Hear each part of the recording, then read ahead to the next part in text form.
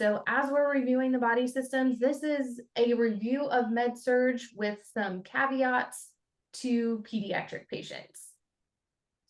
So should be a lot of information that you are already familiar with.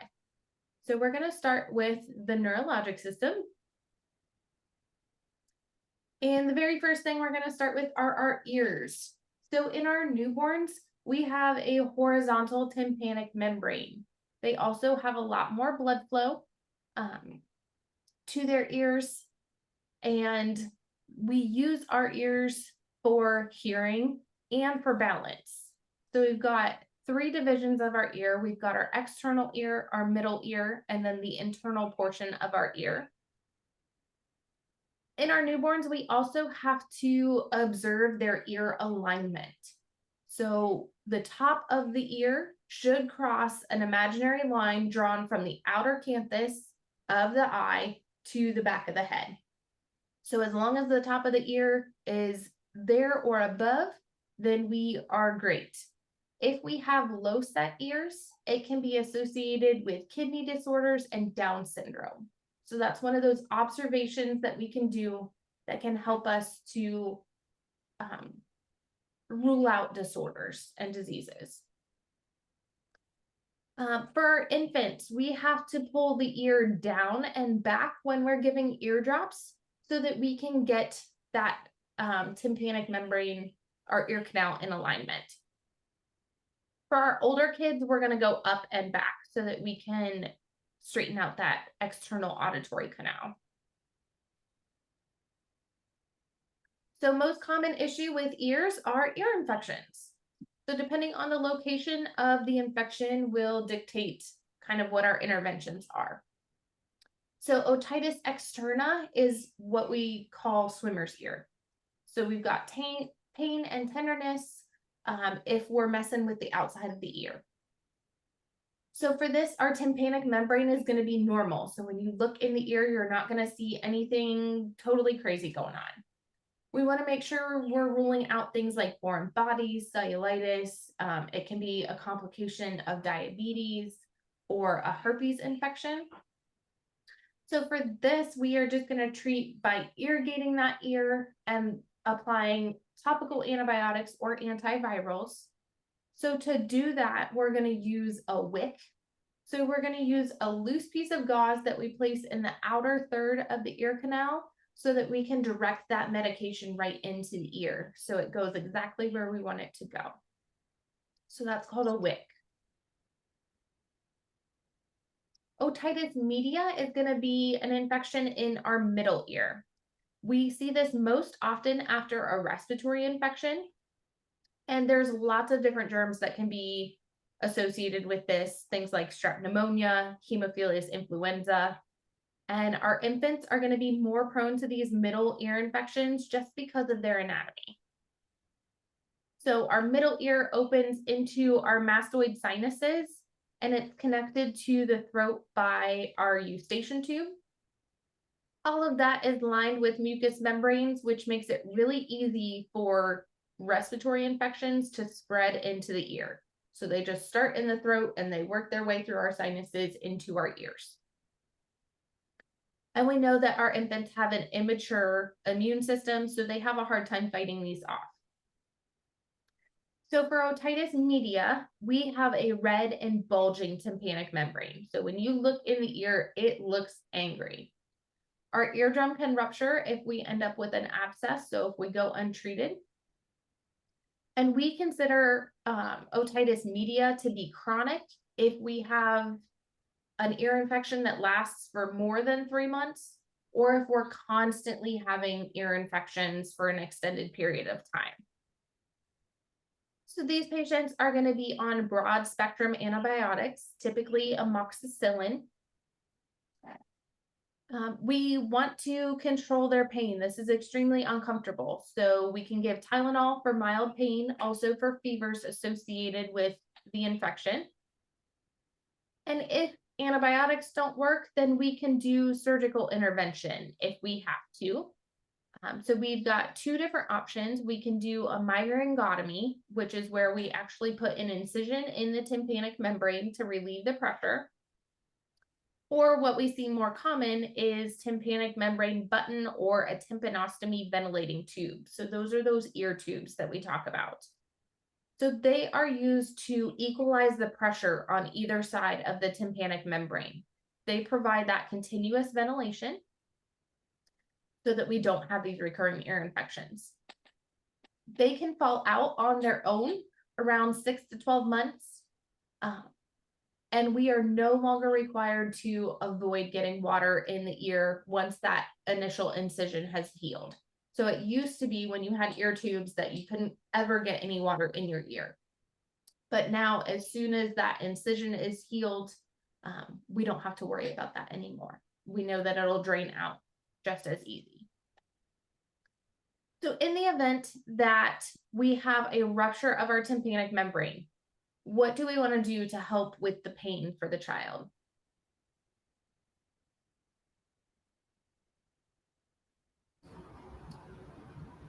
You said if they had what now? If their tympanic membrane ruptures, what interventions are going to help with pain? Ibuprofen.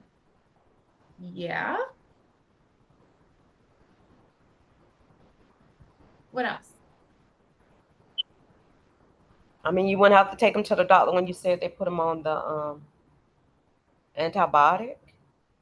Okay. What side do we want to lay them on? On the The opposite side. unaffected side. We actually want them to lay on the affected side. So if you think about it, if it's down, it's going to allow things to drain and we're not going to have that pressure. If it's up, then the pressure is just not going to have anywhere to go. So lay them on their affected side so we can allow for that drainage, alleviate some of that pressure. What else gets rid of swelling and helps with pain? Would it be ice? Ice. Yep.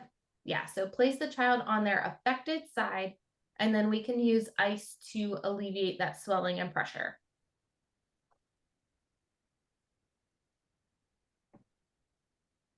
So anytime we have hearing impairment, we have to figure out what the root cause is. Sometimes it can be from multiple colds, medication exposures, loud noise. Certain infectious diseases can cause hearing impairment. We can also have hearing loss just from a buildup of earwax that basically forms a foreign body in our ear. So we do routine hearing screens in our newborns before they go home. And then we'll do them again if we suspect a hearing loss or hearing impairment. And a lack of response by the infant to sounds or music, if they don't have a startle reflex. So if you clap really loud right next to a newborn, they should jump.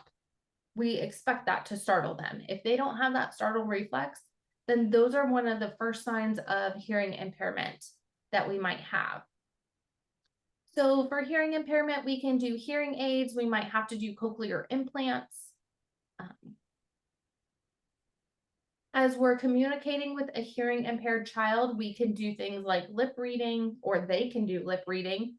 We can implement sign language, use writing rather than verbal cues, also visual aids. And remember that our body language communicates a lot of information. So when we're talking to a child that has hearing impairment, we want to be eye level with them and face to face so that we know that they are fixed on us, that they can hear the message that we're interpreting or that we're conveying. Establishing eye contact lets them know that you're about to tell them something so they can pay attention.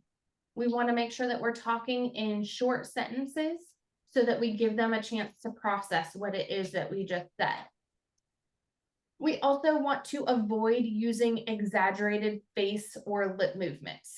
So we don't want to exaggerate when we're talking to them because they're relying on our normal lip movement to be able to convey what message we're telling them. So if we exaggerate how we say something, then it's going to distort that normal movement that they're used to interpreting.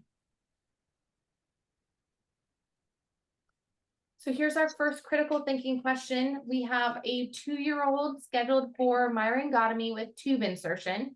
So those ear tubes. How do we explain this intervention and why we're doing it to parents? And then what discharge instructions do we provide?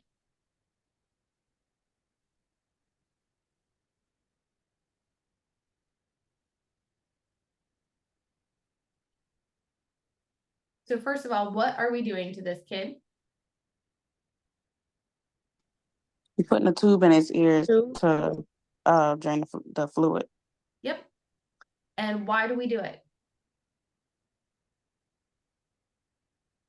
To relieve the pressure? Do we do it for every ear infection? No. Reoccurring ear infections. Reoccurring infections or a chronic infection that lasts for more than 3 months that doesn't respond to antibiotics?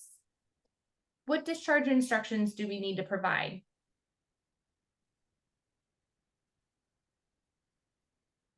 No water in the ears until the incision's healed.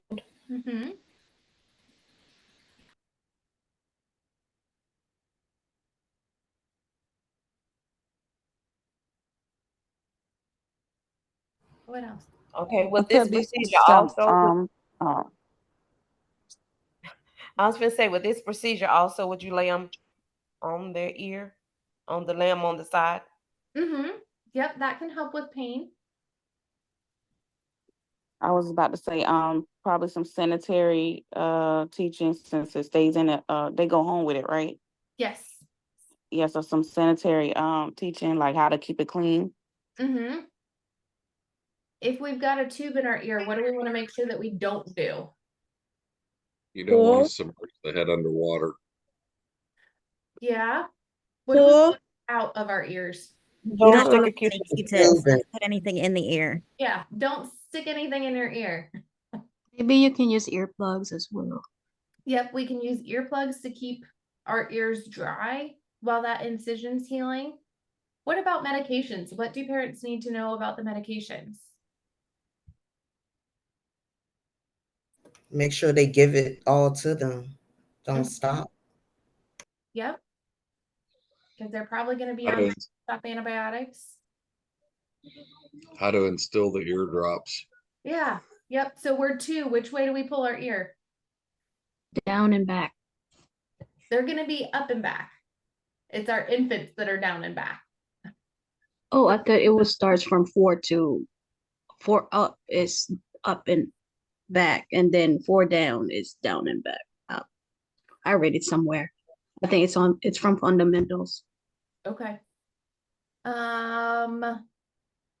What? And then you guys got nothing in our ears. Good job. What's one other Okay. intervention that we can do for our pain and swelling? Put ice on it. Ice. Or a cold compress. Okay. So let's move on to our eyes. So our eyes begin to develop when we are 4 weeks old, still in utero. We don't have mature sight when we are born. So we can only see a couple inches in front of our face when we're born. So we typically tell parents that they can see about as far as from when you're holding them to your face. That's about as far as a newborn can see. And it's real fuzzy. So we know that our shape of our eye is less spherical in our newborn, which is why we don't have that mature sight. We don't make tears until we're 1 to 3 months old. And we don't develop depth perception until we're 9 months old. So we can't tell how far something is from us. That's your depth perception.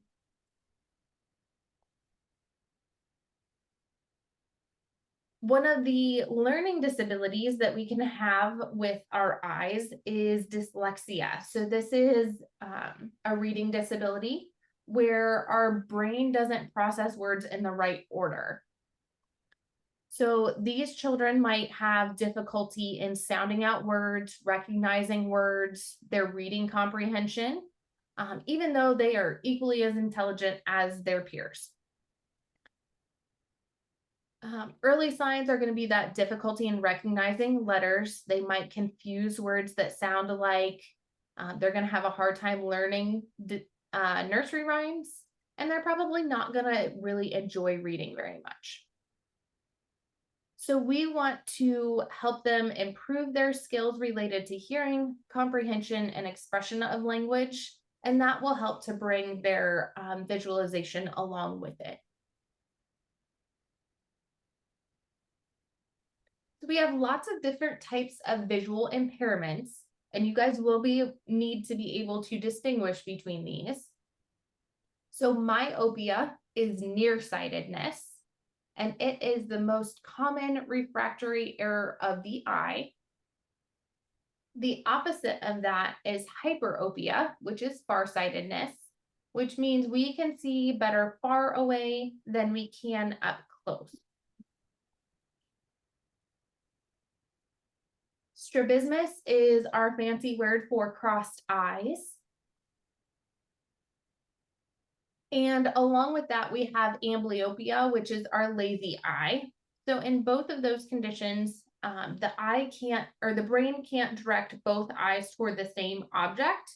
So the brain is going to disable one eye so that it can provide a clear image. So because we can't focus with both eyes, our brain is going to shut off one, so we can only use that one eye that we're capable of focusing to see that object. And then lastly is nystagmus, and those are those jerky movements that you see in the eye. So they can be horizontal, they can be vertical, they can kind of go in circles, depending on what type of nystagmus that you see. But if you're looking at somebody square in the eyes and you see their iris just fluttering, that's nystagmus. So we talked about amblyopia. That's going to be our lazy eye. So this is going to be a reduction or loss of vision that occurs when kids strongly favor one eye. And this gets worse because we have sensory deprivation of that affected eye, and they're at risk of developing visual problems until they're around 9 years old. That's when they should have stable vision. The prognosis depends on how long that child has been coping with this disorder and when we start treatment. So the longer they go before we treat this, the worse off it's going to be. So we really need to detect this early, start treatment right away. Any eye disorder we need to treat right away. But for our myopia and hyperopia, our near and farsightedness, we can use glasses to help with those refractive errors. For amblyopia and I'm at a loss for my words, strabismus, we can patch the good eye so that we can strengthen that affected eye. So we're going to make it work harder, build its muscles so that it works better. So we're going to patch that good eye, make the weaker eye do more work so that it can improve. We can also use eye drops to blur that vision in the good eye so that we're, again, forcing that child to use that affected eye to strengthen it. So for strabismus, it's going to be the same as amblyopia. If we find it in infancy, we can start patching that eye right away so that we can improve with use. We can also use glasses and eye exercises to correct the problem. And if none of that works, then we can do surgery. Oops. So what are the symptoms of strabismus? What are we going to see in that child?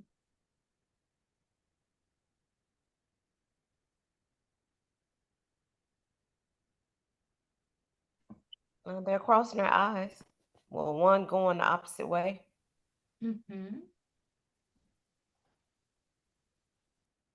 What behaviors do we see here?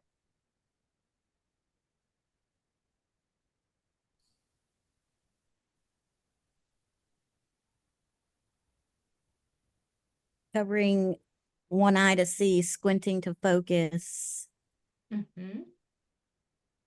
tilting the head, Yep. dizziness or headache. Yeah. So missing objects when reaching for them. So if we can't focus both eyes, we have a hard time with our depth perception. So we might be kind of like swatting at things. We're going to be covering one eye to see. So if our brain doesn't disable the eye, we're going to do it ourselves. We're going to squint to focus. Again, trying to clarify that image that we're seeing. We might tilt ahead. Again, we're trying to help our body focus. And then when we can't focus or your eyes are really fuzzy, then a lot of times you get dizziness or a headache associated with it. Did it let you guys choose multiple answers on that one, or did it only let you choose one? Multiple. Multiple. Perfect. So prioritize our interventions. So what's going to be most important is going to get your highest vote. What's going to be least important is going to get your lowest vote.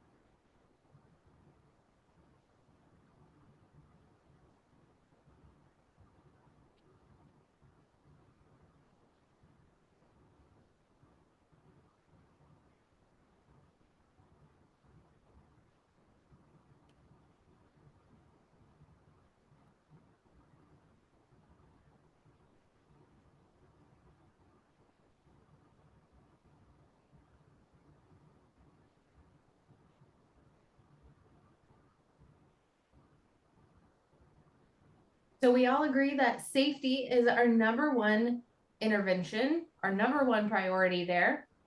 Next up should be pain control.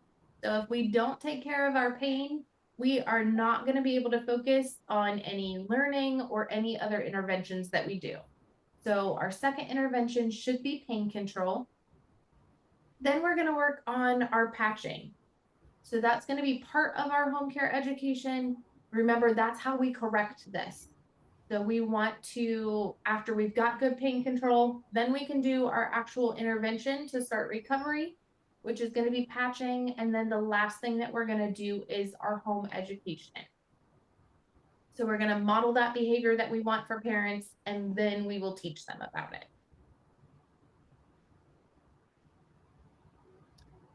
Another thing that we look for is eye strain. So we might see a child with inflammation, aching, burning. They might be squinting. They'll have a short attention span. Those headaches that we talked about, hard time with schoolwork. We really need to observe them for eye strain so that we can teach them how to take care of their eyes properly, prevent complications that could lead to a more progressive disorder, and provide for follow-up care as needed to help with improving that. So these kids will probably need to be seated at the front of the class so that they're not working so hard to see the board. Conjunctivitis is so common in our pediatric patients. This is pink eye. So this is where we've got an infection in the mucous membranes around our eyelids. And this is where we get those really red eyes and the goo that crusts to their eyelids. So we're going to use warm compresses to help get rid of that discharge buildup that crusts on our eyelashes and help alleviate some of that discomfort, the itching.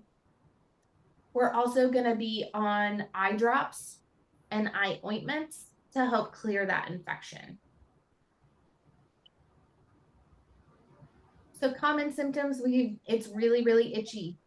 We might have some excessive tearing of whatever eye is affected.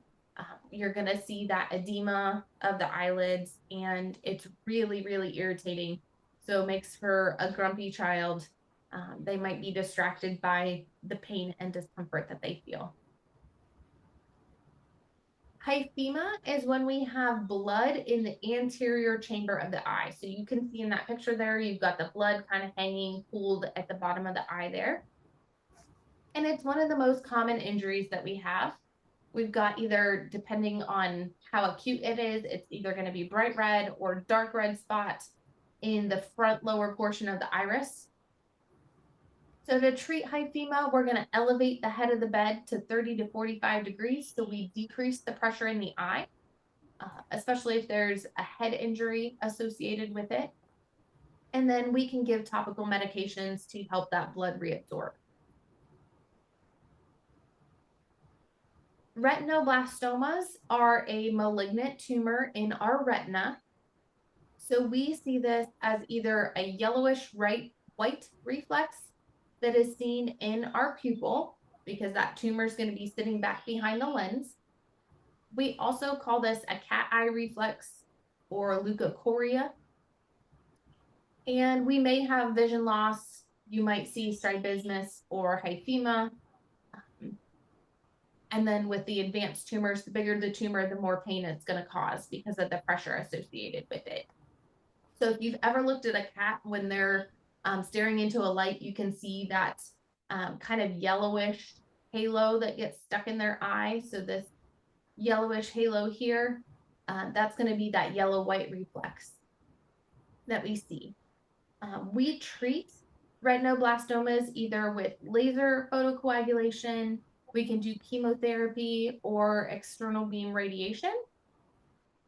If our eye is not responsive to treatment, then we will usually remove that eye to save the existing vision in the other eye. So removing that eye is called enucleation.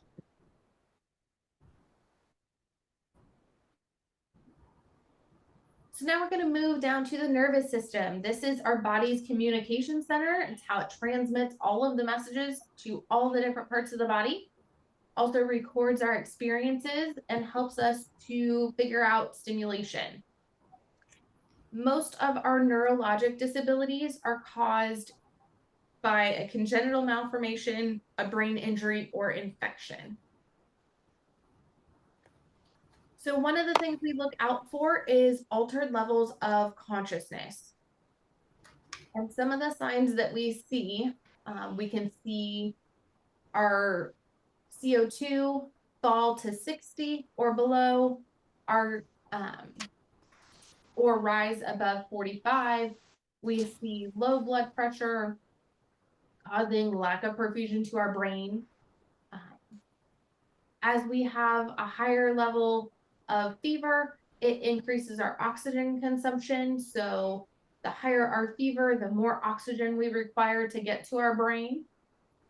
We also can see altered level of consciousness in response to medications that we give. So sedatives, anti-epileptics. That post-ictal state for seizures can cause altered level of consciousness. So that sleepy period right after we have a seizure. And then we know that increased intracranial pressure also can change our level of consciousness. We briefly talked about Rye syndrome last week.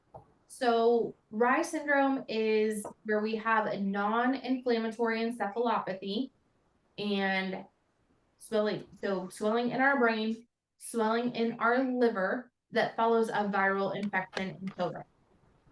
So we see a relationship between the use of aspirin during either a viral flu or some sort of illness and causing Rye syndrome.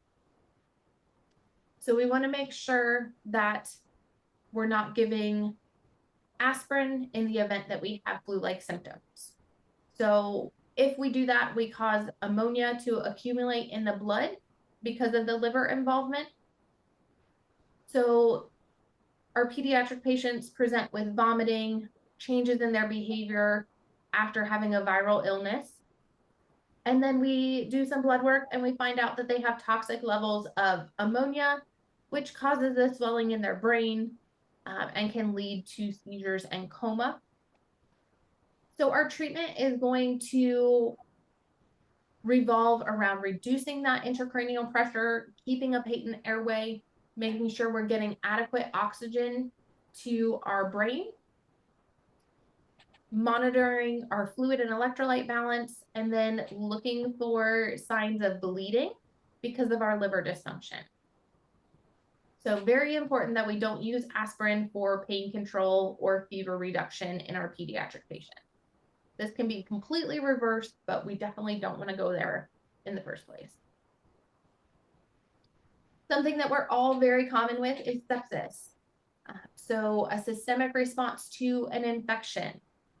We can see fever, chills, tachypnea, tachycardia, those neurologic signs like being lethargic. In infants, septic shock is not diagnosed by a decrease in blood pressure because the infant's body is going to compensate for that poor circulation and tissue perfusion by increasing our heart rate and constricting our peripheral vessels. So hypotension in infants is a very, very late sign of sepsis. It means that the body can't compensate anymore, and we are likely about to have a cardiac arrest. So if you wait until you have low blood pressure in an infant, your infant is on death's doorstep.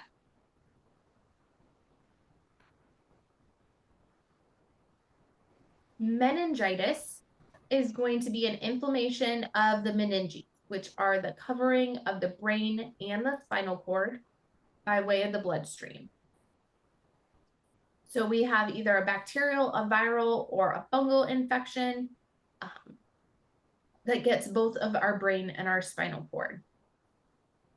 Most common is Haemophilus influenza. And we see the peak incidence of bacterial meningitis between 6 and 12 months of age. And then it's going to be less common in our kids that are over 4. They're going to have that more developed immune system. They should be able to fight off that infection. So these kids are going to present with a severe headache, drowsiness, that altered level of consciousness.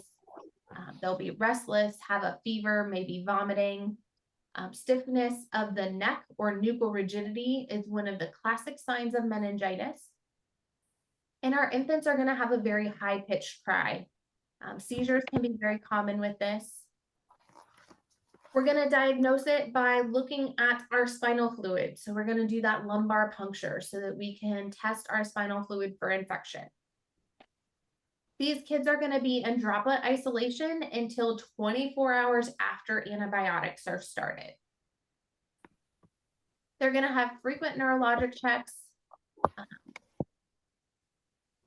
Keep a close eye on their vitals and I's and O's. They need a minimal stimulation environment so that their brain can rest. So quiet environment, lights down. We want to try and give them ample periods of rest without interruption. Encephalitis is very similar, but encephalitis is only our brain. So spinal cord is not involved in encephalitis. Treatment, again, is going to be that supportive care. We're targeting those specific symptoms. So we might have to give sedatives and antipyretics to help reduce the fever, allow them to get that rest that they need. They're going to be on seizure precautions just in case, need appropriate fluid and nutrition. They're probably not going to be able to maintain it orally. They might need some extra oxygen. All things to help support their care.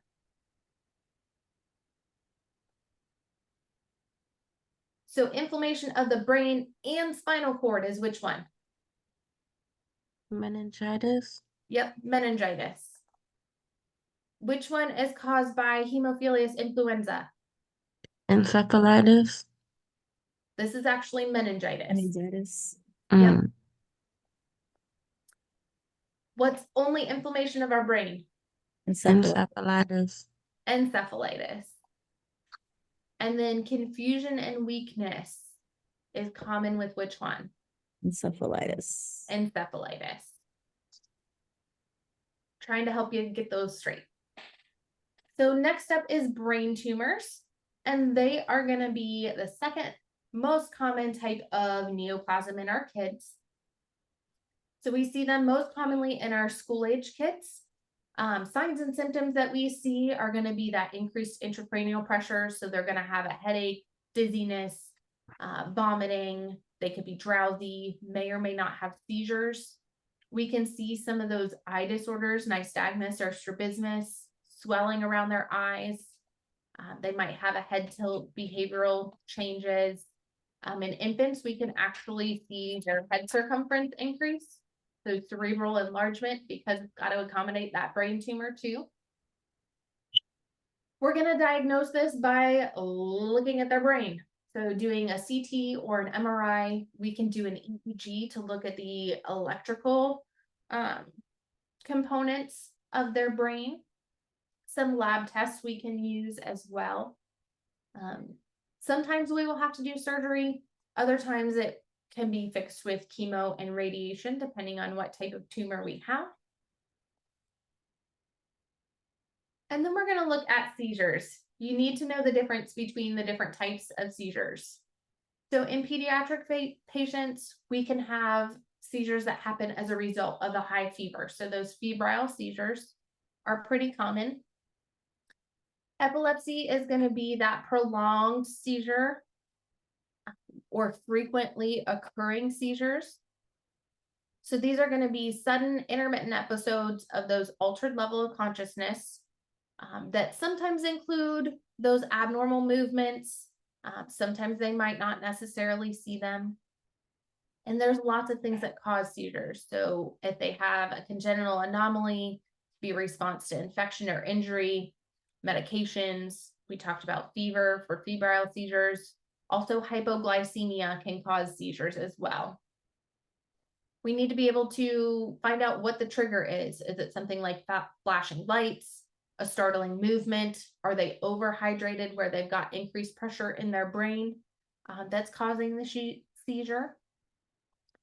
Our generalized seizures involve a complete loss of consciousness, while our partial seizures, you remain conscious, but you might be slightly impaired. So your generalized are going to be your typical tonic-clonic seizure. They have 3 different phases. They've got that aura or that warning sign. You've got your tonic-clonic phase where you have those jerking movements, very typical seizure. And then we have a post-ictal phase, which is that sleepy period as soon as they come out of the seizure. Like we said, for our partials, you still stay conscious. You might be slightly impaired.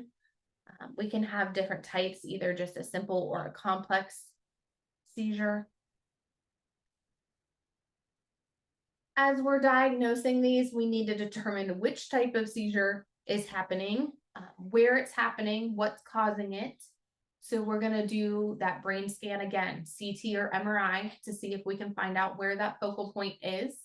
And then that EEG is going to look at that electrical activity and actually capture that seizure for us so that we can see where it's happening. We can also do lab tests to rule out poisoning, electrolyte abnormalities. We're going to choose our medication based on what type of seizure we're having. So we need to know what type so we know what medication to use. Some of the common ones that we use are gabapentin and carbamazepine. And our goal is to control our seizure and minimize our side effects. So we know seizure medications have lots of nasty side effects that go with them. So we're going to choose based on what controls it best with minimal side effects.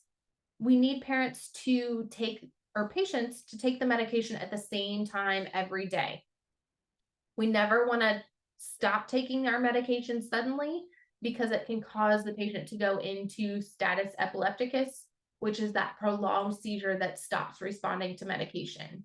So you're going to be actively seizing for over a half hour, not responsive to medication. Some other things that we can do to help control seizures. We can do a ketogenic diet, which is high in fat and low in carbohydrates. So it forces our body into ketoacidosis, which appears to help reduce those convulsive episodes. So ketogenic diet is something that we can do outside of medication to help with seizure control.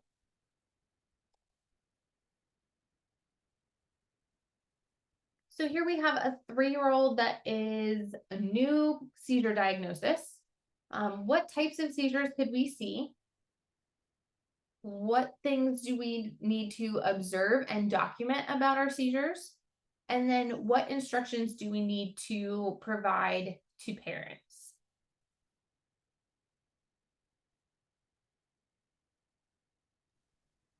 You have to document when it starts and when it stops. Mm-hmm. And how how the patients like, what they call it, the safety part, like padding. If they're somewhere like keeping them from harming themselves, and what else? So, and how long it lasts? Did she say that? Start and How stop long it lasts? time, safety And intervention. what was, yeah, the safety, not the safety intervention. How long it lasted, and what was like, basically what I don't know. What they were doing before the seizure started, Yeah, Yeah. yeah. their level of consciousness after the Yes, seizure. yes. Yeah. Did they lose consciousness during the seizure or not? What they look like afterwards? What else do we want to know about the seizure itself?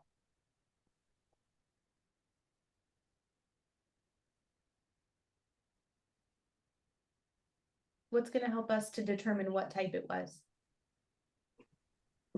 Their Like the movements time, and like you know? muscle tone.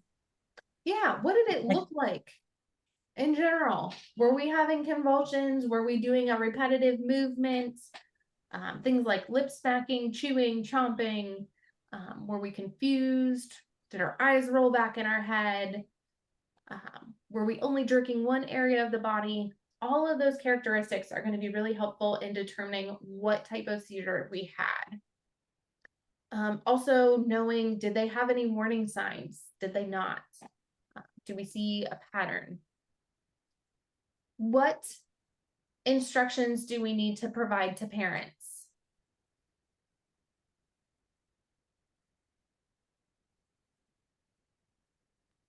Allow the child to have the seizure, and like don't try to restrain them when they're having the seizure. Yeah, don't And put them down. and make sure like their airway is clear. Mm-hmm. Like, I don't know, make sure nothing is in obstruction of the airway when they're having it. Are we gonna say the padding? Would you check their diet? We can, yep, we can promote that ketogenic diet at home to help with the convulsions. Make sure they're taking their medication as prescribed. Absolutely. Yep. A lot of times at home, we will send them with suppositories to help with stopping the seizure. Make sure that we're keeping their head secure so that they're not bumping their head into anything, but not restraining them. Probably putting them on their side so that any secretions can run out of their mouth and they're not going to choke on them. Do we ever put anything in their mouth? No. No, because we can cause damage to the mouth for that. What happens if we stop breathing?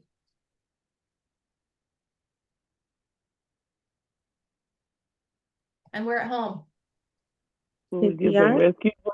Call 911 and start compressions. Yeah. Call 911. Yeah, if we're at home and not breathing, you need help. Call 911. Get you some help. But wouldn't you start compressions? Not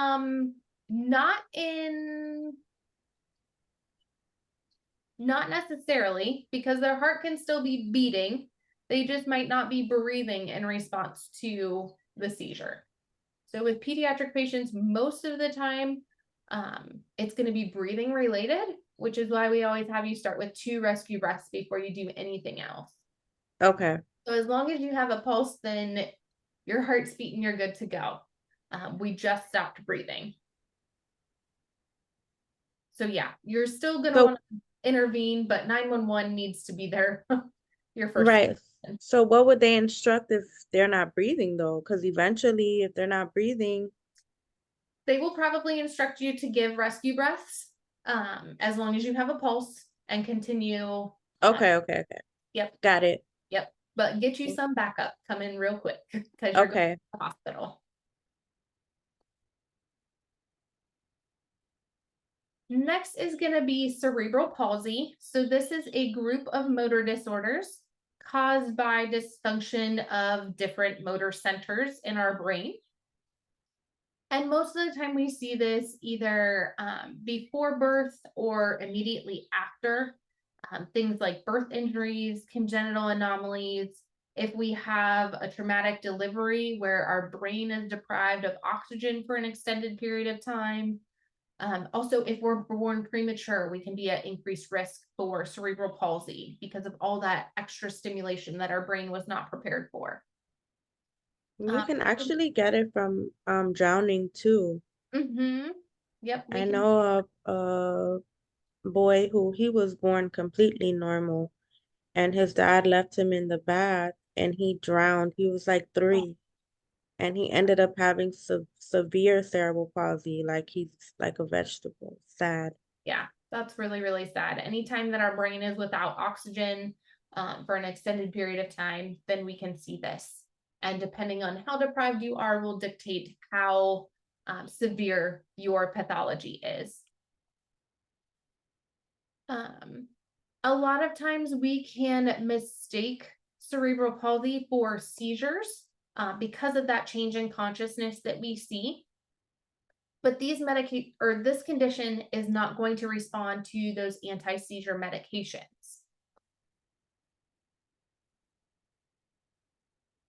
And then in our severe forms, we're going to have minimal level of functioning. As we're treating cerebral palsy, we have found that botulinum toxin can be used to help with spasticity, so that tension in our muscles. Also, we can use levodopa to help with some of those contractures that we see. Our treatment is really going to be individualized based on what those signs and symptoms are. Question. Yes. Levodopa helps with contractions? Is that what you said? It's going to help with those athetoid problems. Okay. Levodopa and cardopa is the same thing? Yeah.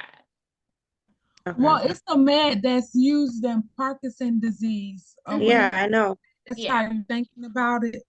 But in That's why I'm asking. yeah, in Parkinson, I know it helps with the dopamine, and it helps like calm a person down. So I get where you're going with that.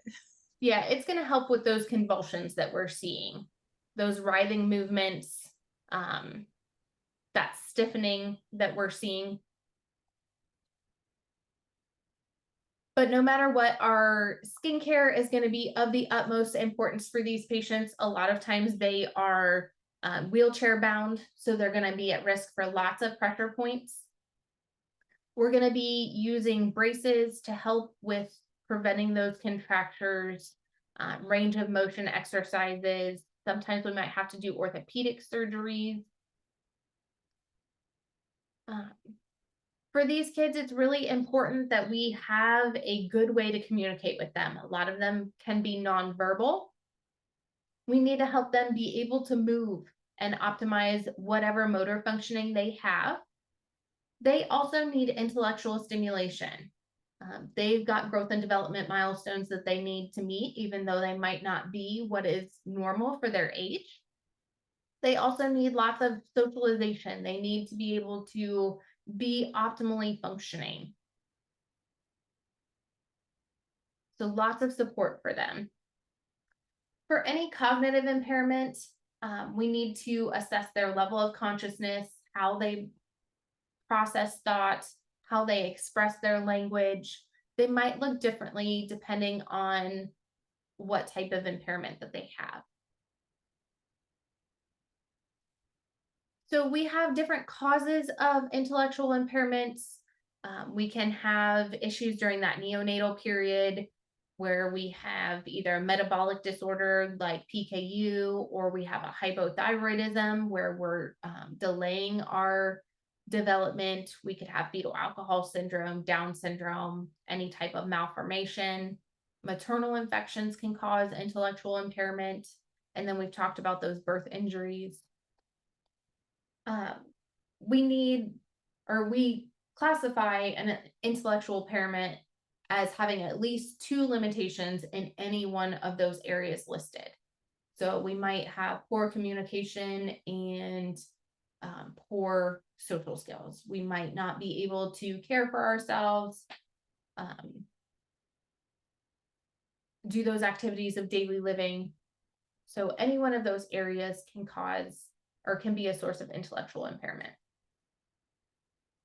So our approach to these children, we need to help parents to provide experiences for that child to be successful. If they're constantly failing, then they might become angry, could result in some behavioral difficulties. So focus on their strengths, give them opportunities to be successful. Each patient is going to have a very individualized plan of care. We want to present the findings to the family, provide that emotional support, and then work together to assess the child's competence, get those adaptive behaviors in place to help them with those deficiencies, making sure that we're continually assessing how they're responding, those self-help activities, coming up with a good home routine for them.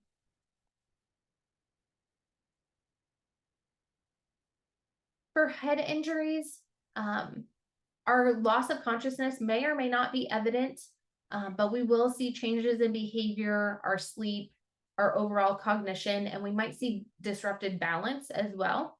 So they might find it hard to stand on one foot with their eyes closed. So their balance is going to be off. Some of those signs and symptoms, we can see hypoxia, increased intracranial pressure, cerebral edema, and infection within a few days of that head injury. In the event that we have hypoxia, it's going to cause our brain to need more energy, which is going to increase our cerebral blood flow. That increased blood flow causes that cerebral edema. So we're going to have that increased intracranial pressure. If it rises too high, then we don't get enough blood to our brain, and we can end up with brain damage or death.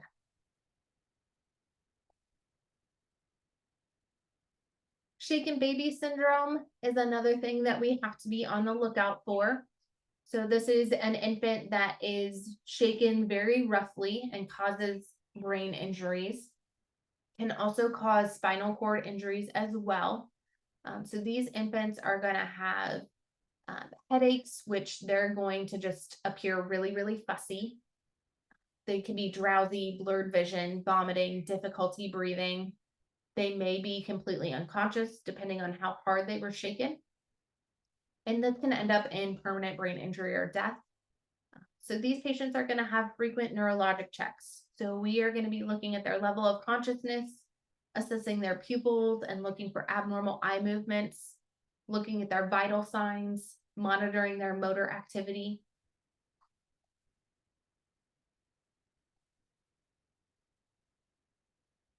So here we have a 7-month-old girl that comes into the ER with mom's boyfriend who was babysitting.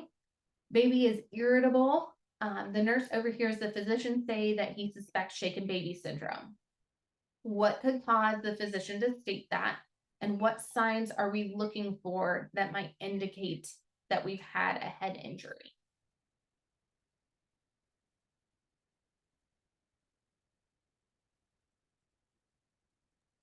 Miss Styles, with the shaking baby syndrome, with the brain like obtain more fluid, swelling somewhere or no? We can see swelling, yep. And you said something else. I just missed what you said. But okay, in the PowerPoint previous, but you said the baby was sound congested. Baby was irritable. But I'm saying with the signs and symptoms of the shaking baby syndrome, you said that they sound congested or stuffy or something. Didn't you just say that in your last slide? No.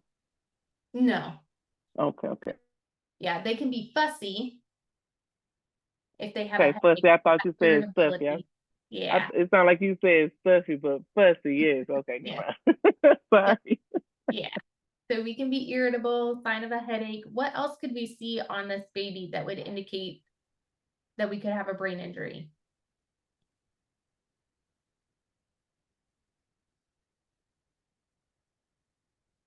Invisible signs. With the The baby, lethargic eyes, yeah, I was about to say eyes, like eye twitching or like sleepy eyes. Yep. We can actually see retinal hemorrhages. So you might see broken blood vessels in their eyes, would be an indication that we've got increased pressure. We've got rupturing of those blood vessels. What else can we see? Vomiting, Yep, vomiting. poor feeding, Mm-hmm. Yep. pale skin. Sometimes they can be pale. Yep. If somebody shook me, what's probably also on my body? bruising. Bruising. Yes. So you can see bruising typically either on their upper arms, in their armpits, or around their sides where they were held. So you will see actual physical handprints on these children. Convulsions. Yes, we definitely want to watch out for convulsions, any seizure activity. We talked about vomiting, changes in Breathing problems. breathing problems. Yep. Looking at those pupils, making sure that they're not fixed or dilated. Also looking at posturing. That's going to be that indication that we might have some seizure activity. All things that we can just observe. As we're caring for a child with a brain injury, a lot of these subtle clues that tell us there is a change in condition can be missed unless we're actively looking for them. So our change in consciousness is one of the first signs that our condition is worsening. So because our children don't always communicate with us or can't always communicate with us, we are relying on our assessment skills, our knowledge of normal growth and development to make sure that we're catching those really subtle cues. So as we're monitoring these infants, we want to pay attention to all these different things. How do they respond to pain? Are they aware of their surroundings? Are their cranial nerves intact? Are their motor responses appropriate? How do their pupils respond? Are their fontanelles normal and nice and soft and flat, or are they bulging, which might indicate that we've got increased intracranial pressure? Same thing with scalp vein distension. If our scalp veins are bulging, means we've got lots of blood flow, lots of pressure happening there. So our neuro assessment is always going to include checking our pupils, our vitals, our motor activity, and our level of consciousness. We hinted to this briefly, those near drowning experiences or accidental drownings are the fourth leading cause of death in kids under 19. A near drowning is defined as surviving beyond that first 24 hours after the experience. Our priorities of treatment are going to be reversing that hypoxia, getting oxygen back to the brain, preventing aspiration. So we know that they've inhaled fluid. We're going to need to get that out, preventing pneumonia, also rewarming their body. So depending on where this occurred, if it occurred in the middle of winter, we know when you get submerged in ice cold water, your body temperature drops really quickly. So we're going to have to slowly rewarm them so that we can bring them back to normal without causing shock to their body. And the central nervous system injury associated with the drowning experience is going to be that major cause of either death or long-term disability. So if we've been submerged for more than 10 minutes and we don't regain consciousness at the scene or within that first 24 hours, it's going to be a really ominous sign and going to indicate those severe neurologic defects if the child does survive.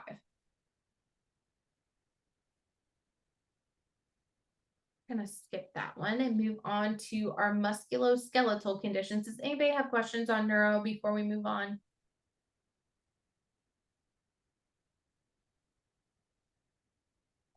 Okay. So in pediatric patients, our bones are not completely hardened. We've got growth plates and a very thick periosteum. So we produce calluses more rapidly than adults do. Our mineral content is lower, so our bones are going to be porous until they can increase their strength as we gain mineral content. And then bone overgrowth is really common when we have healing fractures because of those growth plates and the trauma associated with the fracture. So as we're assessing our musculoskeletal system, we want to look at our overall muscle tone. If they're walking, we want to assess their gait. So how even are they walking? We're going to palpate our muscles, look at range of motion. Our kids that aren't walking independently by 18 months are considered to have a serious delay and should be referred for further follow-up. As we're assessing their walk, we know that toddlers have a really wide, unstable gait. They tend to kind of waddle like a penguin. They also don't swing their arms just yet. By the time they get to 18 months, they should have a more stable gait. By the time they're 4, they should be able to hop on one foot and have that good normal arm swing when they're walking. And by 6, their walk should look very similar to that of an adult. As we're assessing their musculoskeletal system, we need to reassure parents that unless there's pain or a problem with their motor or nerve functions, any minor abnormalities that we see should resolve spontaneously. So if there's something just a little bit off, should resolve on its own. We know that our muscular and skeletal systems work together. They're both reliant on each other. We see a ton of growth that happens between our 4th and our 8th week of fetal life. With our skeleton, we know that's when our spinal cord is really developing. So we're at risk for spina bifida if we don't have enough folic acid to help with our skeletal and our spine growth. And we know that our musculoskeletal system is what supports our body and allows us to move. And we know that we have that systematic progression in our ability to move. So what all do we want to look at when we're assessing how a child is walking?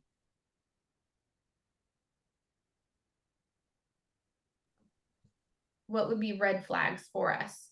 If their back humps over, if they walk with their shoulders in a down position, head tilted down, looking like towards the ground.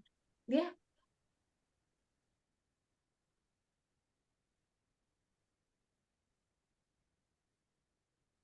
What else do we want to see about how they're walking?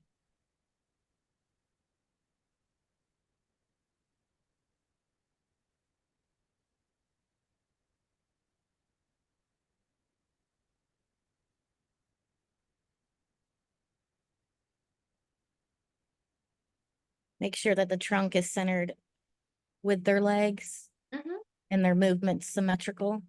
Yeah. Make sure we've got nice symmetrical movements. See if they're toe walking. Yep, making sure that we've got our heels down. Toe walking is very common in peds.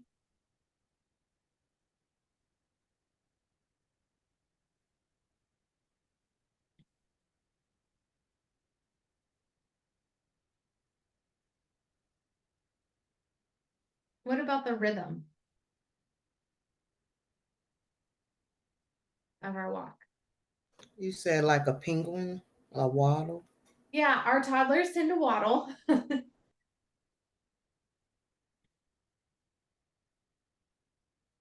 Do we want their rhythm to be like stutter step, one step, stutter step? Or do we want a nice even rhythm in our walk? I guess say even. Yeah, we want to make sure that they're even. We want to make sure they're not favoring one leg over the other. They're able to balance appropriately. All of those are going to be important in assessing that child's gait. We also want to look at their foot position. Are their feet turned in? Are they turned out? Or are they nice and straight ahead? Those are all going to help us with understanding their development. So in addition to our observations, we can do some diagnostic tests to help us confirm one of these disorders or eliminate one of these disorders. We can do bone scans, we can do CTs and MRIs, ultrasounds as well. Our CBCs look at our blood counts, so different red and white blood cells, what their makeup is. Our erythromycin sedimentation rate is another one that we can look at. And human leukocyte antigen also. So we can use those lab tests to help rule out a septic arthritis or osteomyelitis when we've got an infection in our bone. And then that human leukocyte antigen will help us with rheumatologic disorders. So lots of different treatments we can do. We can do arthroscopy where we're actually looking inside of a joint. We can do a bone biopsy. We can also do traction to help with fractures, castings, splints. In the event of a soft tissue injury, we're going to use our RICE interventions. So rest, ice, compression, elevation are our RICE interventions. And we want to try and prevent these pediatric traumas from happening in the first place. So those soft tissue injuries that we are looking at, we're looking at contusions, which are going to be our bruises, our sprains, and our strains. And we want to treat these immediately so that we're limiting the damage from the swelling and bleeding that are occurring because of those soft tissue injuries.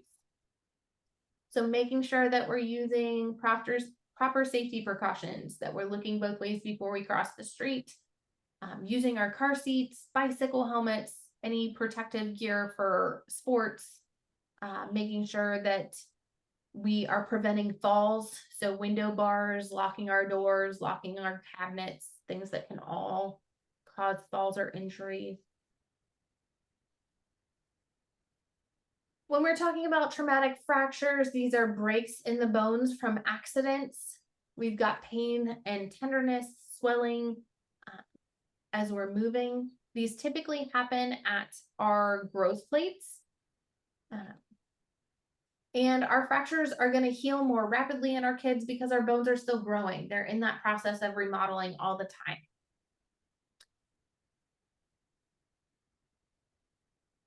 We want to be very cautious if we have an injury at our growth plate because it can interfere with the overall growth of that bone.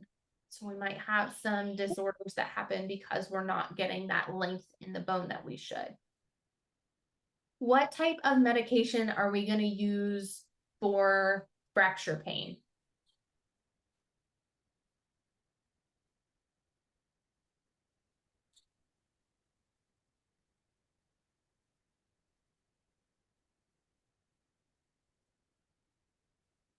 Is fracture pain going to be mild, moderate, severe? Severe. Yeah, it's going to be moderate to severe. So what types of medications are we going to want?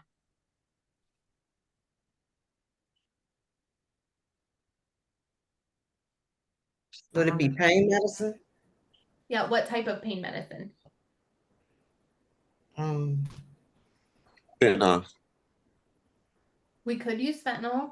Opioids are going to be our most common. They're going to give us that nice long-acting pain control. So we know that Tylenol is not going to cut it in this event. We've got to go a step above. So we're going to use opioids for that surgical pain or that fracture pain. So we also have different types of fractures. So here's the pictures of all the different types of fractures that we can have. And then we'll look at the definitions here. So a green stick fracture is where we've got a fracture that A only bend. what? Oh, I'm sorry, I didn't know I was on the. I said a fine. bend, like Yeah, a it is bend gonna or. be a bend. Yeah, we have an incomplete, only one side of our bone is fractured. The other side is still gonna be intact. So I think of this like a tree limb, when you've got a really young tree limb and it's nice and bendy. A green stick fracture, a lot of times when you cut into that tree limb, it's gonna be green. You can have a cut in that, but it's not completely bent or not completely broken, nice and bendy. A compound fracture is going to be a broken bone plus a wound. So a wound in our skin plus a broken bone is a compound fracture. So we've got increased risk of infection because we've got that open wound in the skin. A simple fracture is where our skin stays intact, but our bone is broken underneath. An oblique fracture is a fracture that happens at an angle. So it's going to be a diagonal line across your bone, single diagonal line, complete break at an angle.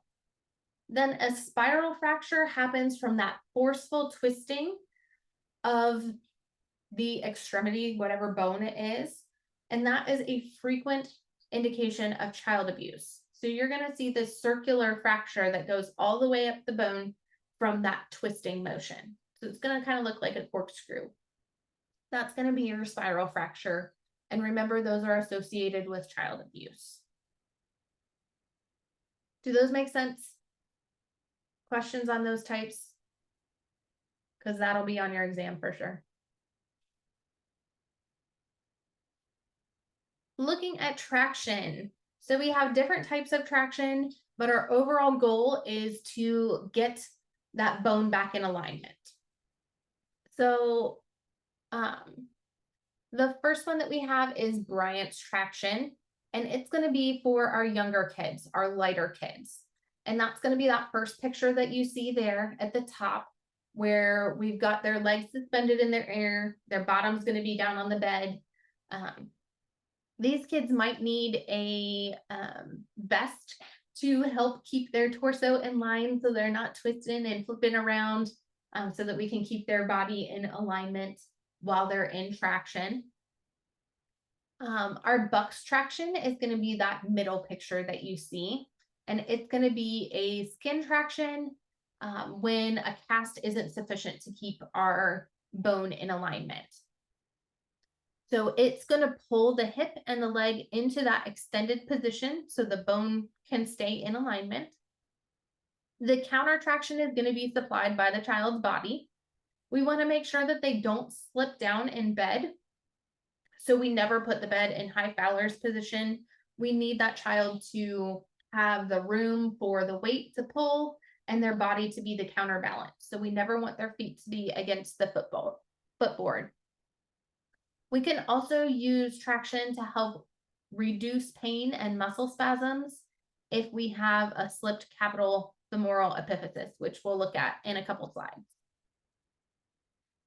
So our Russell's traction, which is the bottom picture, is going to be very similar to Buck's traction, but we're also going to have a sling underneath the knee. So we're suspending the thigh above the bed. So we're pulling up and we're pulling out. So this prevents the tibia from slipping back on the femur. So for Russell's traction, we have two sets of weights. We have one at the head of the bed and one at the foot of the bed. So both of those need to be able to give that pull. When we're using skeletal or skin traction, we have the added risk of infection because we've got those pin sites. So great place for bacteria to enter, and they've got a straight line to the bone. So we've got to provide meticulous skin and pin care. When we've got casts and splints, we know that there's different materials that we can use, but no matter what type, our child is going to be at risk for impaired skin integrity because we've got friction from a cast, we've got an area that we can't get to assess, We're also going to be at risk for compartment syndrome. So we've got a loss of tissue perfusion because of the pressure and edema, or the pressure caused by edema and swelling. So that prevents blood flow to our vessels and our tissues. So you can see the pictures of compartment syndrome there. If we don't monitor that carefully, then we can end up losing that extremity because we don't have sufficient blood flow. So we need to know what type of cast we have, because it can take up to 72 hours for it to dry. So we've got special precautions that have to be in place until it is fully dry. We also need to know any activity restrictions they have. If they have a plaster cast, they can't get that wet. If it's a fiberglass cast, then they're okay to bathe. They can go in water. While we're waiting for it to dry, we want to keep it elevated on a pillow. Make sure we do those neurovascular checks so that we know that we've got adequate perfusion. We need to teach parents how to support it, how to transfer the child safely, how to use those crutches, and how to assess when a cast is too loose or too tight. So looking at those neurovascular checks, we're doing the 5 Ps. Can you feel pain? Do you have an appropriate pulse? Pallor is that paleness. So what's the color of your extremity below the cast? Paresthesias are feelings. So if we prick you with a pin, can you feel that? And then paralysis, can you move? Can you wiggle your toes? So 5 Ps are neurovascular assessment. Osteomyelitis is a bone infection. Typically in our 1 to 5-year-olds, they're going to be most at risk. So our long bones have very few cells to fight bacteria that come into contact with the bone. So we get that risk for infection there. So our inflammation produces this exudate that collects under this marrow and in the center of the bone. We might have had an injury ahead of time, like that open fracture, that compound fracture. To diagnose osteomyelitis, we're going to be looking at our labs, our white blood cells, our erythromycin sedimentation rate. X-rays are not going to cut it. They're not going to tell us that infection is there. We might be able to identify it on a bone scan. We're going to be on IV antibiotics for many, many weeks. If we have pus, we might have to drain that and immobilize our bone so we're not spreading it through the bone. We're going to need early passive range of motion once we get that cast off or those pins out. Also pain relief and physical therapy. I'm going to skip that one.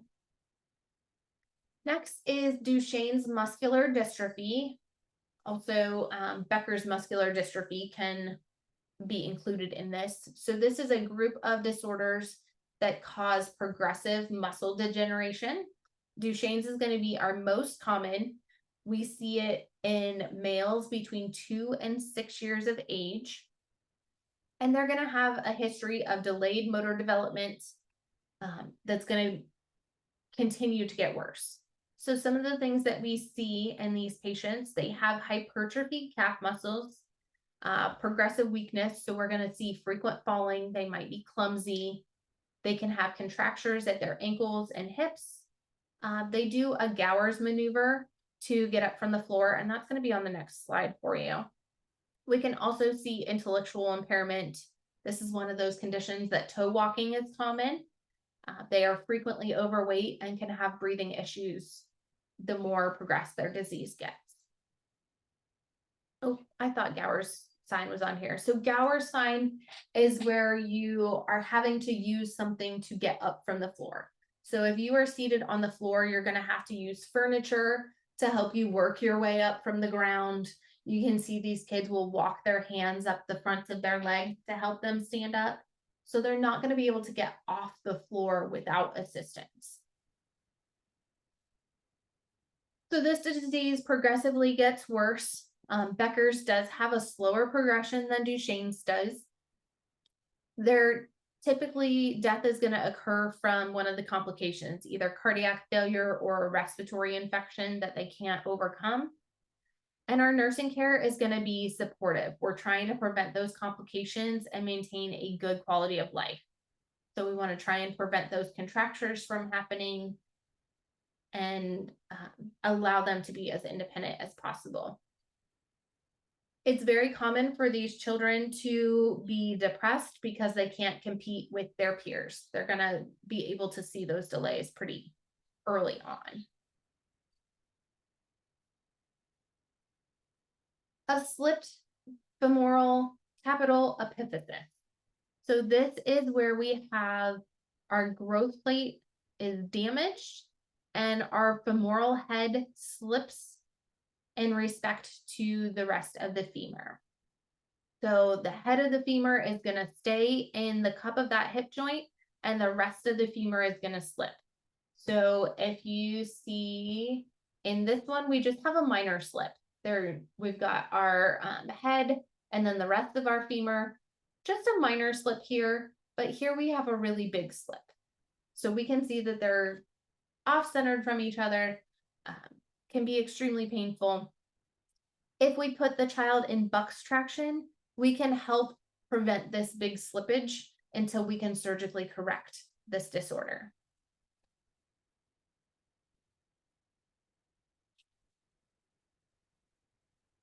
With our leg calf Perthes disease, this is where we have a the blood supply to the ball part of the hip joint is going to be interrupted and the bone's going to begin to die off. So you can see the blood vessels that go around the ball of the femur are going to be compromised. And so that top of the femur head is going to start to die off. So these patients will present with a painless limp and limited range of motion. You're going to do x-rays or bone scans to help confirm this. And this is a self-limiting condition. With the continued use of it and braces to prevent any subluxation, it should heal spontaneously.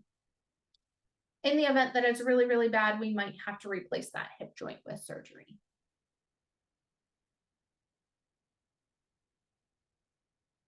An osteosarcoma is going to be a malignant tumor in our long bones. We see this in our older kids, so between 10 and 15 years of age. This is one of those complications of radiation therapy for another form of cancer, or with retinoblastomas. They're going to be at increased risk for these osteosarcomas. They metastasize very quickly because our bones are very vascular.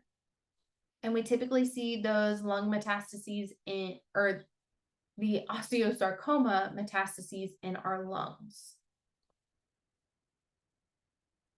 Ewing sarcoma is another malignant growth in our long bones. It's going to be in our school-age kids and adolescents. If they do have metastases with Ewing sarcoma, it means we have a poor prognosis.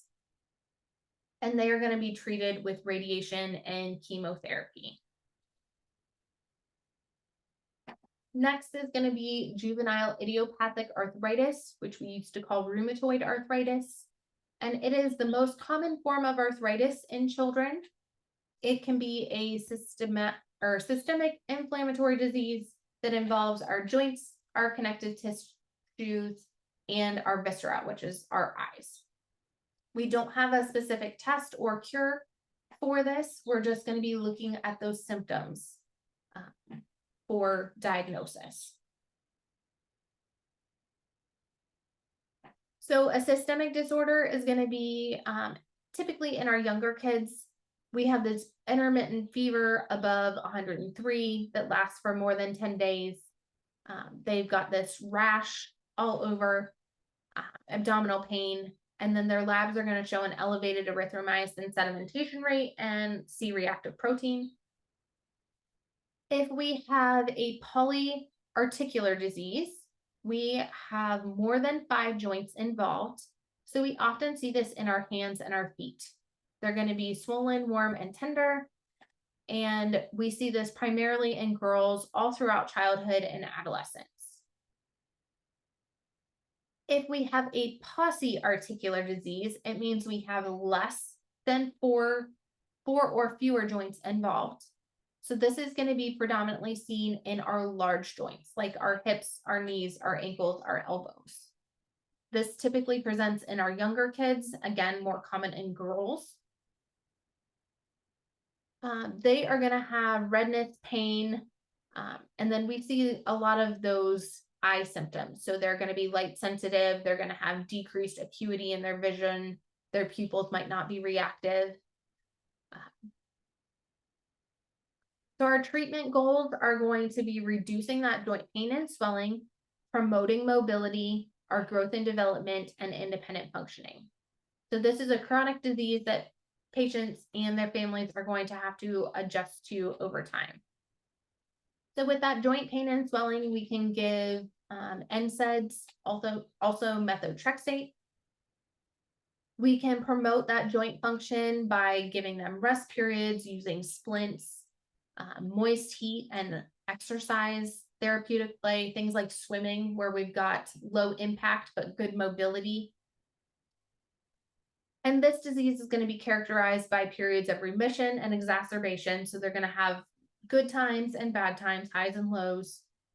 And families need to be able to advocate for their child, making sure that they can communicate their needs between healthcare members and in the community as well. Torticollis or wry neck is limited motion because of the shortening of the sternocleidomastoid muscle. So an infant is going to hold their head to one side, whichever side is shorter. They're going to be tilted, their chin's going to be tilted in the opposite direction of that. Sometimes you can feel a hard mass in their neck where you've got that dense fibrotic tissue. Typically resolves between 2 and 6 months of age with passive stretching, some range of motion, and physical therapy. So we can have it where it's right there at birth. We can also have acquired torticollis, which happens later on, can be associated with an injury, a neurologic disorder, inflammation. Scoliosis is common in our school-age kids, typically our girls. We can have functional scoliosis caused by poor posture, or structural, where we actually have that S-shaped curve in our spine. Our treatment is going to be aimed at correcting that curvature. So anything that is under 20 degrees, we can just treat with some exercises to increase our muscle tone and improve our posture. A curve from 20 to 40 degrees means we're going to have to be in that Milwaukee brace that you see pictured there. Anything over 40 degrees or a patient that doesn't respond to that brace is going to require surgery, and they're going to do that spinal fusion at this point. So our Milwaukee brace that you see, they're going to be in 23 hours a day. We want to put a t-shirt underneath to prevent chafing. We don't want to put powders that can cake underneath that could cause breakdown of our skin. We don't want to use lotions that would make it a dark, moist environment for bacteria to grow. Just use that t-shirt underneath. We're going to go ahead and move on to our sports injuries. So sports-specific exams are given before we let pediatric patients compete in strenuous activity so that we're assessing for injury risk. Some of those common injuries that we can see concussions, sprains, strains, muscle cramps, shin splints. We know some sports are going to be more risk for injury, things like gymnastics, football, basketball, hockey. Those are going to be more at risk because you've got more contact going on. We also need to assess for family violence. It affects children of all social classes. We include things from neglect to abuse, maltreatment. All of those are included. When we're looking at triggers, we have different avenues for triggers, whether the child is difficult to deal with, they have social stresses like unemployment, poverty, a dysfunctional family setup, parental stresses where they abuse as a child, do they have low self-esteem, are they overworked or overwhelmed with supporting their family? Substance abuse is also a cause for or can be linked with child abuse. Some of those triggers are going to be having to discipline a child. Are you constantly having to discipline them over and over and they're just not getting it? Is there conflict within the family that is rolling over onto disciplining that child? Again, substance abuse can be a trigger, and financial crises also can trigger child abuse. We have different types of abuse. Emotional abuse is where we are verbally tearing down that child, destroying their self-esteem with our words. Emotional neglect is where we are intentionally avoiding that child, depriving them of either verbal or behavioral actions. Sexual abuse, we're all familiar with, involving acts performed on a child for sexual gratification of the adult. Physical neglect is where we are failing to provide for those basic needs. We don't have food, water, shelter, clean area to toilet. Those are going to be physical neglect. And then physical abuse is deliberately inflicting injury on a child. One of the things that we look for as a sign of child abuse is going to be bruises that are in various stages of healing. So we can see different colors of bruises indicate how old they are. So the first 2 days were just swollen and tender. The first 5 days, they tend to be red or purple in color. Then 5 to 7 days, they turn green. 7 to 10 days, they're going to be yellow. 10 to 14 days, they're going to be brown. So if we see a mixture of brown, green, and red bruises on a child, that means we've had multiple times that we've been injured because we're in those various stages of healing. We are mandated reporters as healthcare professionals. Anytime we suspect abuse or neglect, then we need to make that good faith report. Know that they cannot retaliate against you because you made that report. It is something that can be reported anonymously. If you call into Child Protective Services, make sure that you are providing all of the facts in a non-judgmental way. Once the agency has obtained all the facts, then they let the parents know that a report's been filed and they come to visit within 48 hours if there's a life-threatening situation, or 72 hours. So CPS will come in and visit 48 to 72 hours after the report's made. And remember that we are mandated reporters. Know your state's laws because each state is a little bit different in what they require. As we're helping children work through abuse situations or neglect situations, we want to help them with anxiety reducing techniques, help them to be assertive, teach them how to be assertive, how to stand up for themselves, help them with their coping mechanisms. They're going to need help with expressing and managing their feelings, developing those problem solving skills, and then building value and self-esteem.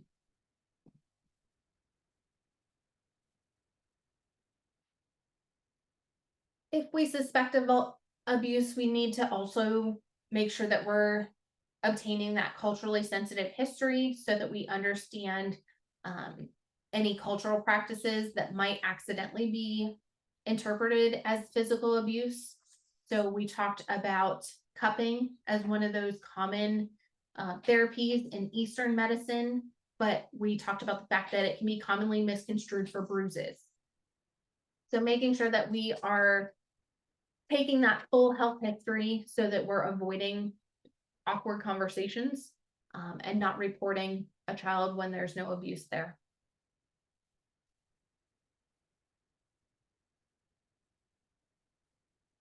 And that is it, my friends, for our presentation. We will go ahead and switch over to our Kahoot. give you guys a minute to get logged in, stretch, do whatever you need to.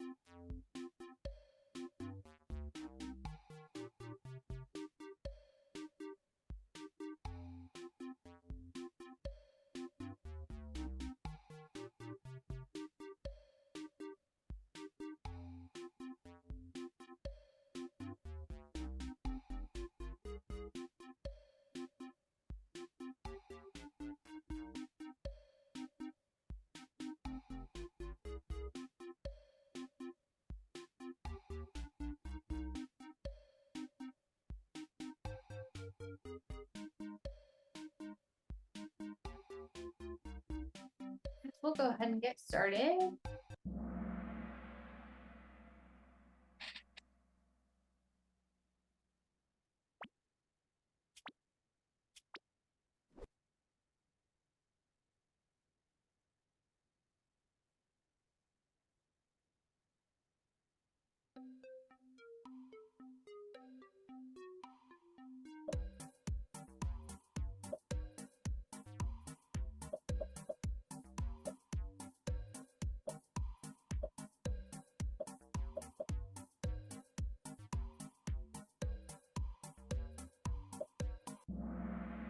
So branch traction, where our legs are straight up in the air, is reserved for our kids that are less than 30 pounds.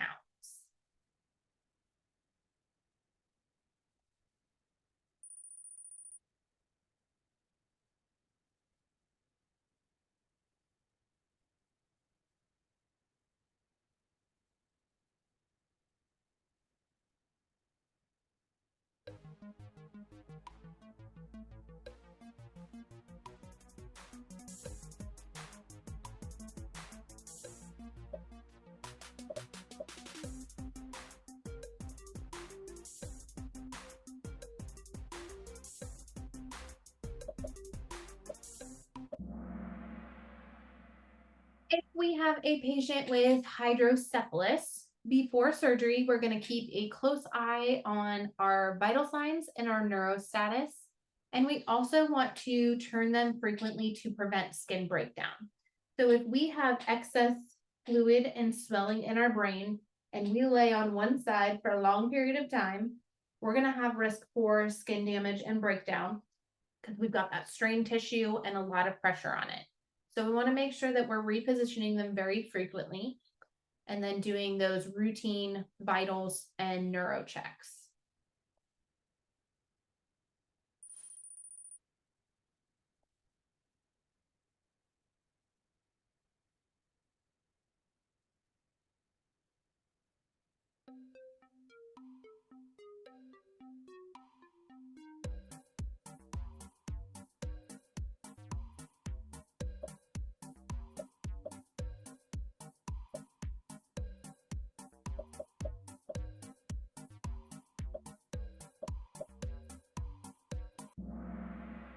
When we have a child in buckskin traction, we need to make sure that they are pulled up in bed. We never want their feet to be at the foot of the bed because then we're not going to get that pull from the weights that keeps that bone in alignment.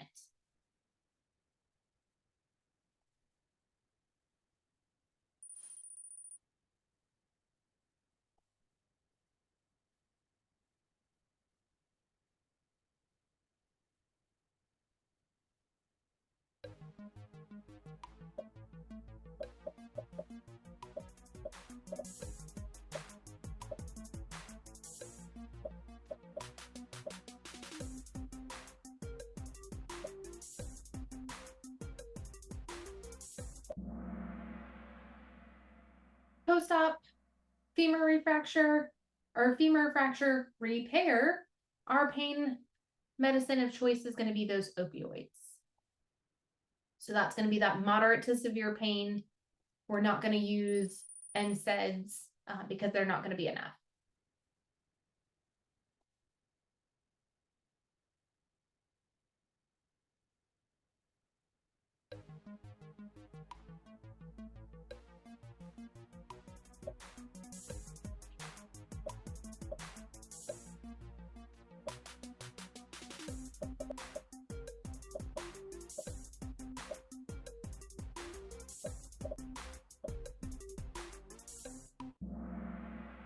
When we have a patient in traction, we want to check our skin for irritation from that traction equipment. We want to keep our weights off the floor so that they can provide that pull. If they're just resting on the floor, then they're not actually doing anything.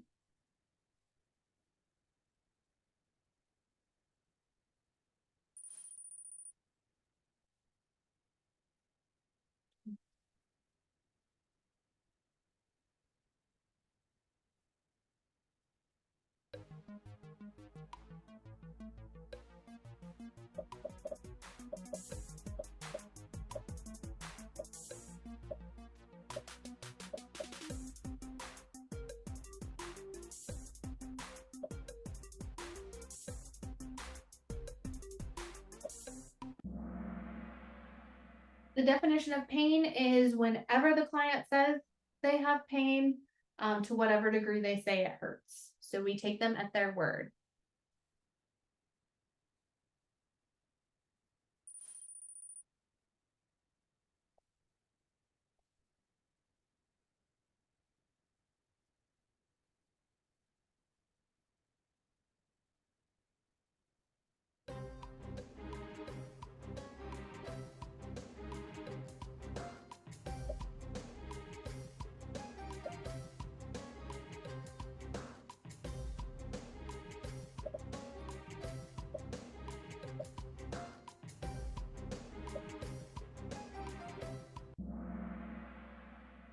When we administer any antibiotic, we want to make sure that we give all the doses until all the medication is used.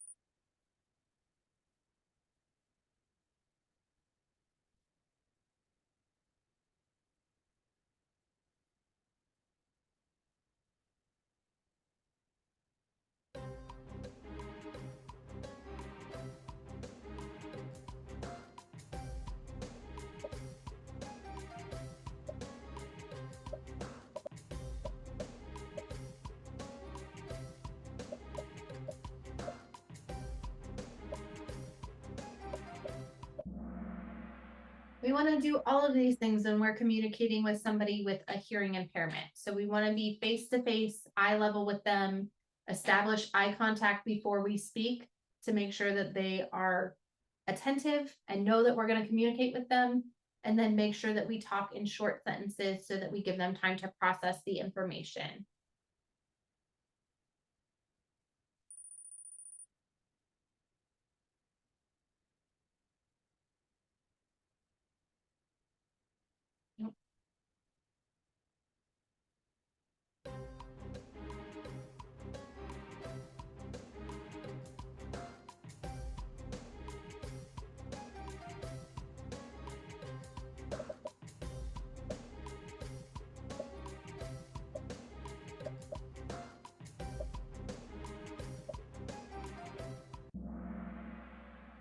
So our best approach is going to be facing that child and speaking clearly in short sentences. We don't want her to rely on her parents to communicate. And we know that she will communicate on a normal level. It's just in a different method. Gestures and signs can be helpful, but a lot of times they're going to rely on that lip reading. Also, gestures and signs can be misinterpreted sometimes. So we also need the words to go along with it.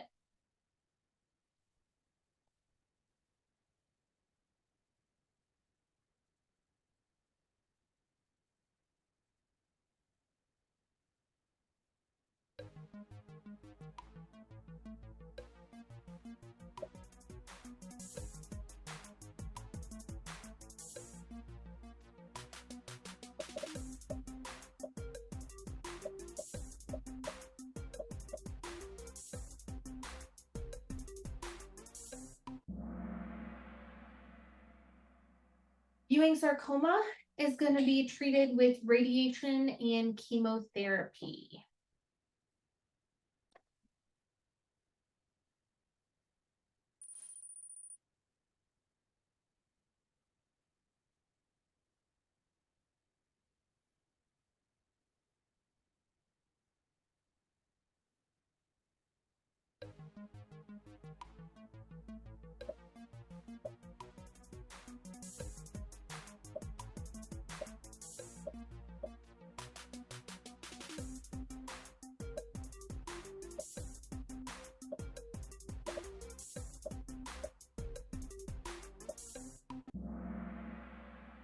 children with Duchenne's muscular dystrophy are frequently falling and very clumsy.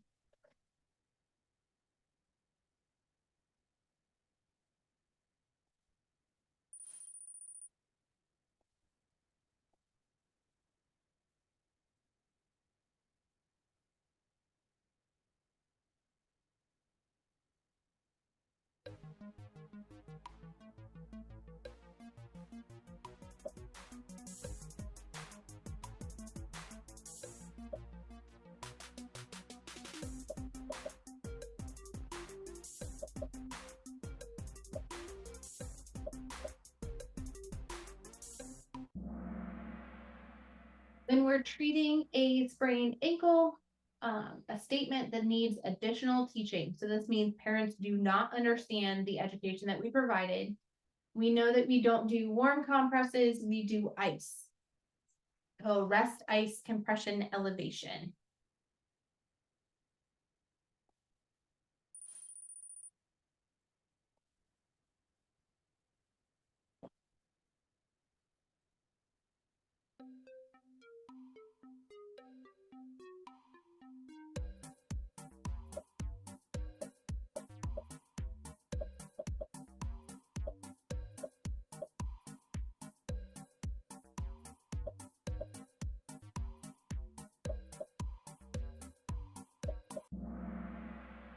Our preventative pain plan is the most effective way to handle pain. So that's where we're giving low dose analgesics around the clock. So low dose medications around the clock so that we're not waiting for that excruciating pain that requires heavy medication to capture.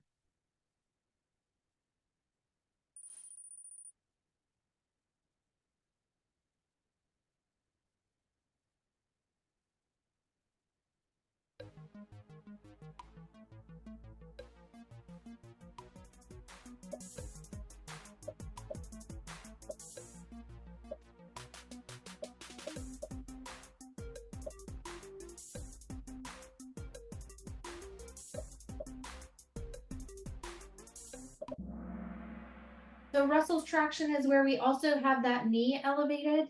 So, or our thigh elevated by that sling underneath our knee. So we're gonna provide pull in two directions. So 2 L's in Russell's, 2 directions of pull.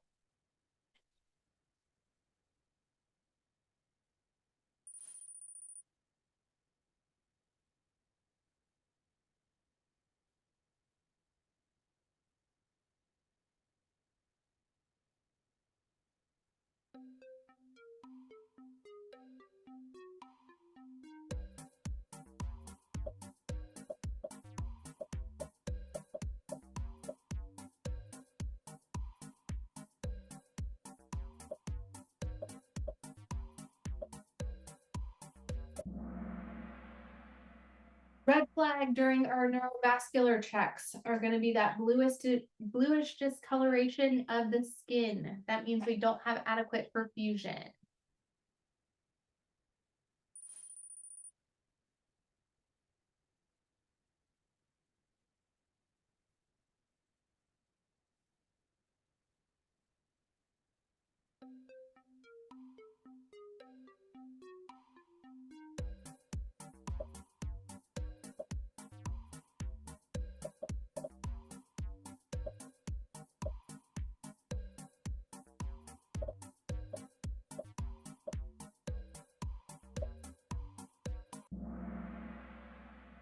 If we're assessing that pre-adolescent child for scoliosis, so what they made you do in gym class in grade school, we're gonna have them bend forward at the waist and we're gonna look for asymmetry in their back.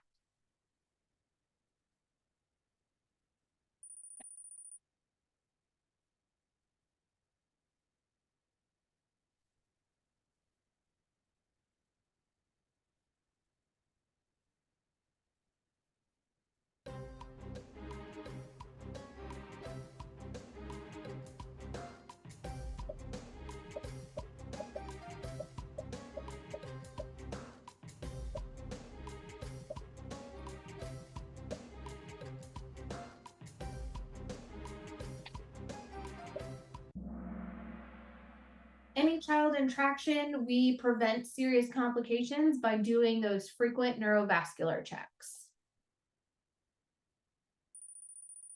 Okay, guys, we'll do one more.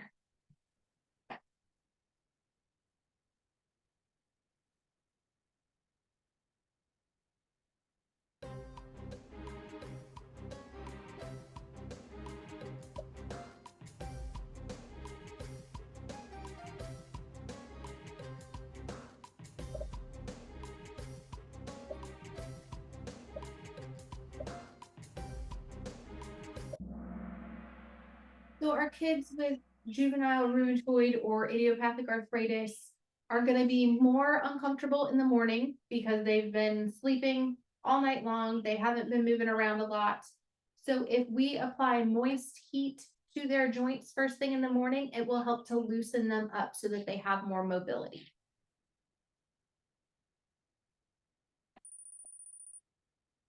So it looks like Raya is going to be our winner today.